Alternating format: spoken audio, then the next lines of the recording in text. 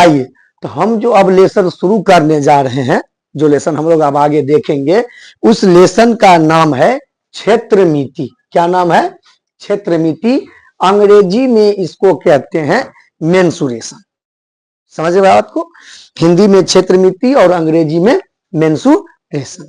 अब मेंसुरेशन में क्या है कि दो प्रकार का अध्याय है मेंसुरेशन में। एक है कि आप दूसरा, तीसरा, चौथा, पांचवा सारे क्लास में पढ़ते आए हैं, और दूसरा जो अध्याय है वो आप 8 क्लास मतलब 8वें क्लास से इसको पढ़ते आए हैं। ठीक है, तो क्या है वो दोनों मैं बता दूं आपको कि एक होता है 2D और एक होता है 3D। 2D और 3D का क्या मतलब? 2D मतलब होता है 2 डायमेंशनल, 2D मतलब 2 डायमेंशनल, और 3D मतलब होता है 3 डायमेंशनल। अब कहिएगा कि सर ये 2 डायमेंशनल 3 डायमेंशनल ये हम नहीं समझ पाए। ठीक है, नहीं समझिए, समझाएंगे। 2 डायमेंशनल होता है वैसी आकृति किसी भी चीज को जिसको हम पूरा पूरी किसी कागज पर उतार दें, उसको हम लोग कहते हैं 2 डायमेंशनल। समझ रहे हैं? और वैसी आकृति जिसको पूरा पूरी कागज पर नहीं उतार सकते हैं, उसको हम लोग कहते हैं 3 डायमेंशनल। अब बोलेगा सर ये तो बात फिर नहीं समझ आया, कैसी आकृति? जैसे आप वृत्त देखते हैं, वृत्त वो गोलाकार होता है, वो पूरा पूरी पेपर पर हम लोग उतार लेते हैं, तो वो है 2 डायमेंशनल। आयत देखे हैं तो वो है 2 डायमेंशनल। वर्ग देखे हैं, वो पूरा पूरी किताब कॉपी पर उतार लेते हैं हम लोग, तो ये होता है 2 डायमेंशनल। बोलेगा ठीक है सर, तो 3 डायमेंशनल क्या होता है? तो 3 डायमेंशनल में क्या बोले जिसको पूरा पूरी हम नहीं उतार सकते हैं, जैसे बेलन, शंकु, गोला, प्रिज्म। बोले सर हम लोग तो फटाक से कॉपी निकालते हैं ऐसे करके शंकु छाप देते, तो ये नहीं हुआ? नहीं हुआ। इसमें क्या होता है, ये 3 डायमेंशनल है, हम इसका सिर्फ एक भाग देख पाते हैं। जब कॉपी कलम पे हम लोग इसको उतारते हैं या बोर्ड पर, तो सिर्फ हम इसका एक भाग देख पाते हैं, दोनों भाग नहीं देख पाते हैं। समझ रहे हैं बात को? आप फोटो देखे होंगे, भगवान का मूर्ति देखे होंगे, जिसमें क्या होता है, ऐसे बदलिए तो हनुमान जी, फिर बदलिए तो दुर्गा जी, फिर बदलिए महादेव, अगर अलग अलग तरह का फोटो रहता है, तो वो 3D फोटो उसको हम लोग बोलते हैं। समझ में आया? तो जो पूरा पूरी एक बार में नहीं दिखता है, जिसका आधा भाग छिपा हुआ हो और आधा भाग लोग देख रहा हो, उसको कहते हैं 3 डायमेंशनल। और जो पूरा पूरी दिखता है उसको कहते हैं 2 डायमेंशनल। तो अभी जो हम लोग लेसन पढ़ेंगे, आपके बुक में देखिए, इस लेसन का नाम है वृत्त से संबंधित क्षेत्रफल। अभी जो हम लोग लेसन पढ़ेंगे देखिए, इसका नाम है, कहां गया? हाँ, वृत्त से संबंधित क्षेत्रफल। वृत्त से संबंधित क्षेत्रफल, अंग्रेजी में कहिए area related to circle. Area related to circle. ठीक, तो ये हमको अभी पढ़ना है। समझ में आ रहा है?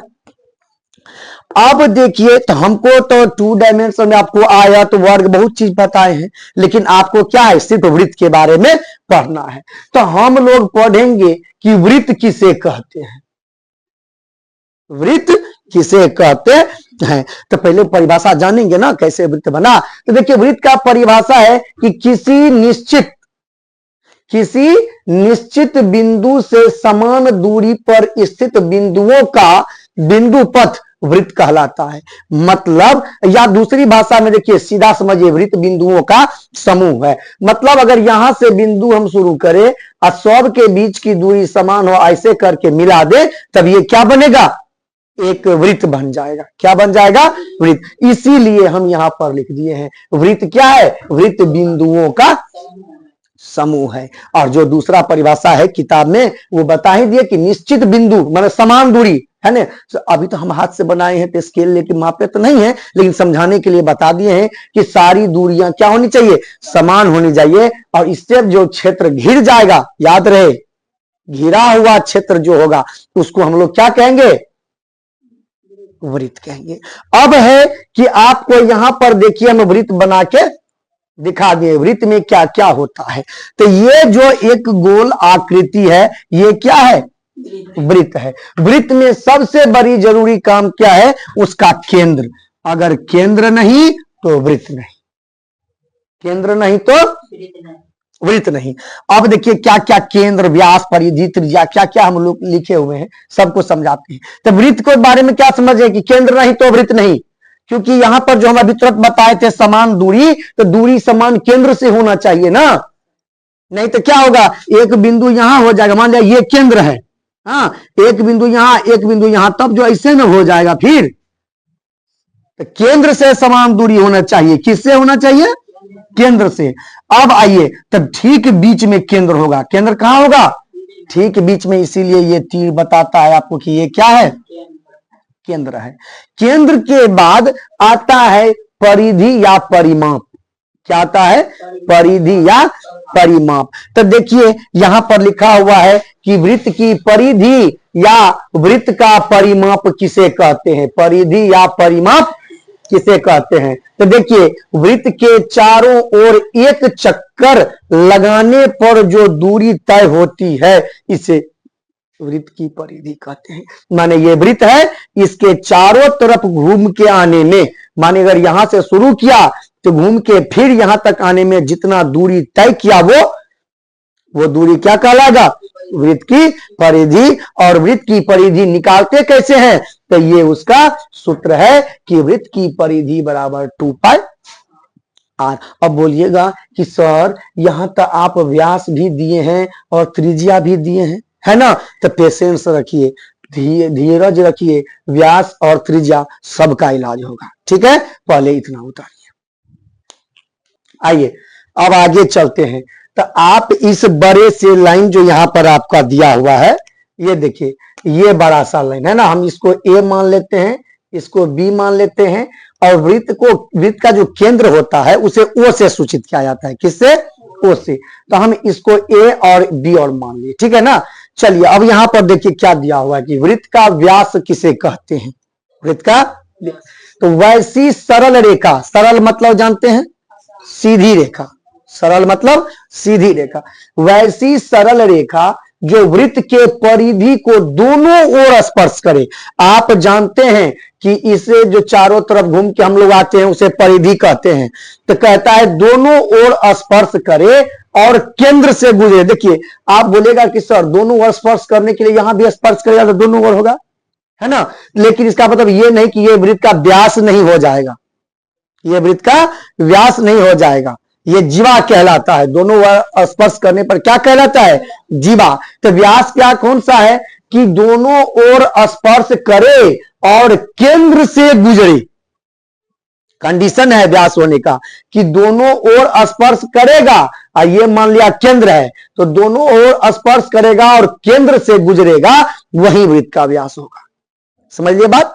तो वृत्त के व्यास का परिभाषा क्या हुआ कि वैसी सरल रेखा जो वृत्त के परिधि को दोनों ओर स्पर्श करे और केंद्र से गुजरे उसे क्या कहते हैं, वृत्त का व्यास कहते हैं। और एक बात यहां पर है कि वृत्त के व्यास को डी से सूचित किया जाता है, किससे, डी से, क्योंकि डी फॉर अंग्रेजी में होता है डायमीटर। क्या होता है, डायमीटर, और डायमीटर के कारण ही उसको हम लोग डी से सूचित करते हैं, ठीक। अब देखिए यहां पर ये वृत्त का व्यास होगा और हम मान लिए ए बी, तो हम यहां क्या लिख सकते हैं कि ए बी वृत्त का व्यास है। वैसे ही इस वृत्त में ए बी क्या हो जाएगा, वृत्त का व्यास। अब जरूरी नहीं है कि आप ए बी ही मान लो, है ना, आपकी मर्जी है, आप सी डी मान लो, ई एफ मान लो, आपकी मर्जी है, ठीक। लेकिन क्या ए बी कब व्यास होगा, जब स्पर्श करेगा दोनों ओर और केंद्र से गुजरेगा। पहली कंडीशन समझ गए। तो ये हो गया वृत्त का व्यास। अब आइए, अब है कि वृत्त की त्रिज्या किसे कहते हैं, वृत्त की त्रिज्या। तो वृत्त की त्रिज्या का परिभाषा देखिए, इधर नहीं जाना है, यहां से इधर ही है ये, ठीक। कि देखिए क्या है कि वृत्त के केंद्र तथा वृत्त के परिधि पर स्थित किसी बिंदु के बीच की दूरी। समझ लिए कि मान लीजिए कि ये एक वृत्त है, अभी समझाए थे, ये एक वृत्त है, इसका ये केंद्र होगा। तो क्या बोला, केंद्र तथा वृत्त के परिधि पर स्थित कोई एक बिंदु, केंद्र को ओ से सूचित करते हैं और यहां पर हम मान लेते हैं ए। तो केंद्र तथा वृत्त के परिधि पर स्थित किसी बिंदु के बीच, माने ऐसा कोई भी बिंदु जो केंद्र को स्पर्श करता हो और परिधि को स्पर्श करता हो, या इधर हो या इधर हो, इधर हो, किसी एक ओर, समझ में आया। तब हम उसको क्या कहेंगे कि इसके बीच की जो दूरी होगी, ये 2 सेंटीमीटर, 4 मीटर, 50 मीटर जो भी हो, उसको हम क्या कहेंगे कि वृत्त की त्रिज्या है। इसे आर से सूचित किया जाता है। किससे सूचित किया जाता है? और हर कुछ के पीछे कुछ ना कुछ कारण होता है। आर से क्यों सूचित करते हैं? क्योंकि ये लैटिन भाषा है, किसी और देश का भाषा है, और वहां पर इसका नाम है रेडियाई। क्या है?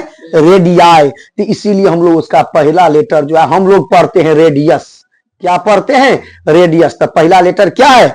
आर। इसीलिए हम लोग इसको किस चीज से सूचित करते हैं? आर से। तो इतनी चीज सिर्फ एक वृत्त में। एक और चीज होता है वृत्त का जीवा। क्या होता है? जीवा। माने अगर ऐसे करके एक वृत्त है तो केंद्र को छोड़ के कहीं और वो स्पर्श करेगा परिधि को, दोनों तरफ, केंद्र से नहीं गुजरे और परिधि को दोनों ओर स्पर्श करे, उसको हम लोग क्या कहते हैं?